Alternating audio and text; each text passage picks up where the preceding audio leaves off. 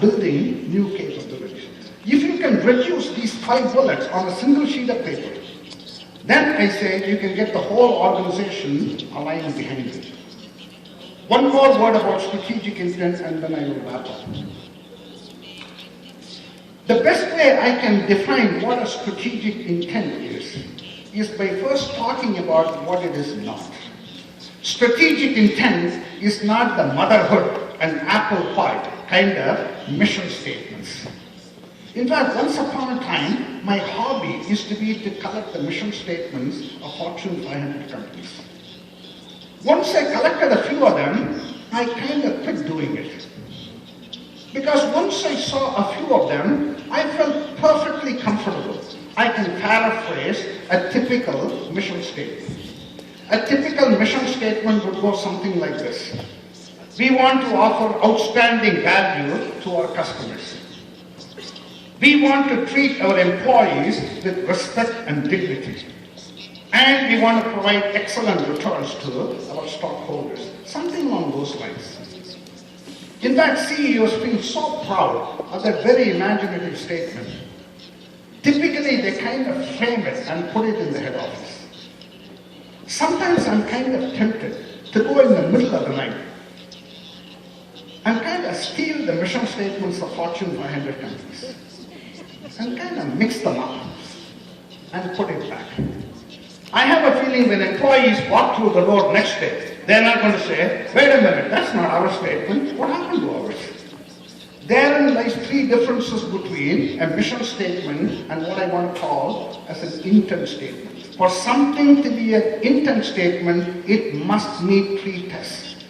And I say the motherhood and apple pie kind of mission statements fail these 3 tests.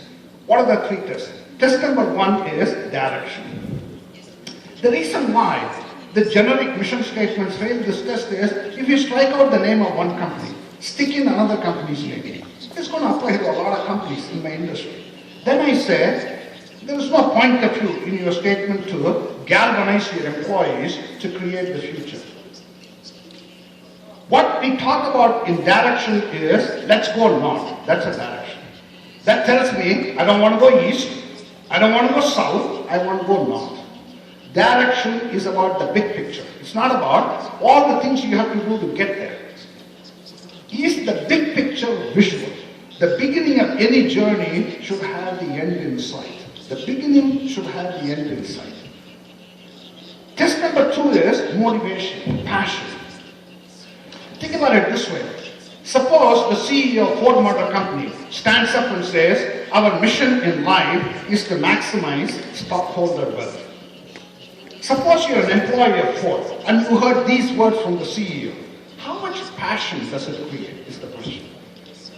Are you telling yourself in the morning, my God, I can't wait to jump out of bed today and go to work so that I can add to the stockholders' pockets?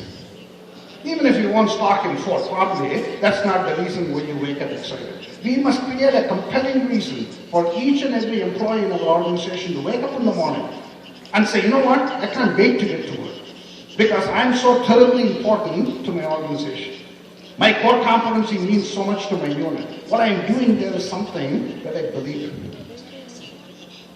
The third criteria is challenge. I say good employees like challenge.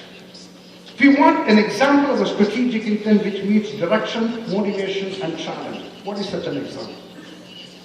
Tell me, when John F. Kennedy stood up in the early 60s and said we will put a man on the moon and bring him back before the end of this decade, why do you think the country got so charged up? Certainly when he said bring him back, that added to the excitement, I'm sure.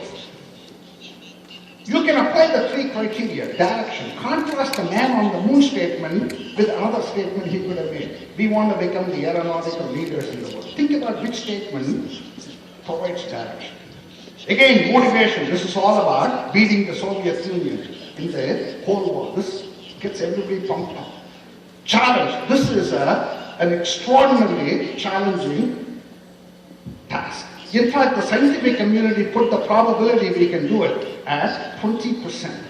Optimistic probability, if I might add. There was a good 80% chance we cannot do it. Strategic intent is about thinking big. As the mayor pointed out, we have to dream big.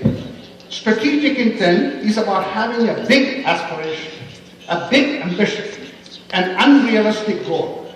Why do you need an unrealistic goal as a starting point for box 2, box 3 journey?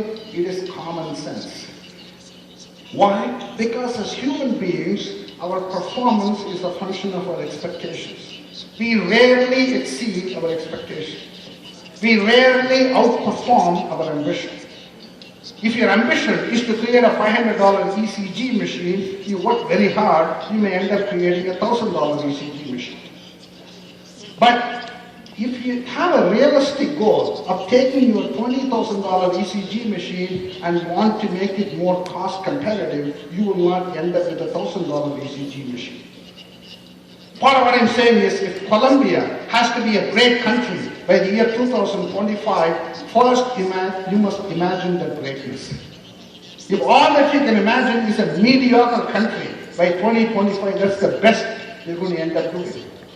If your organizations have to be great organizations, in the year 2025, you must first imagine the greatness.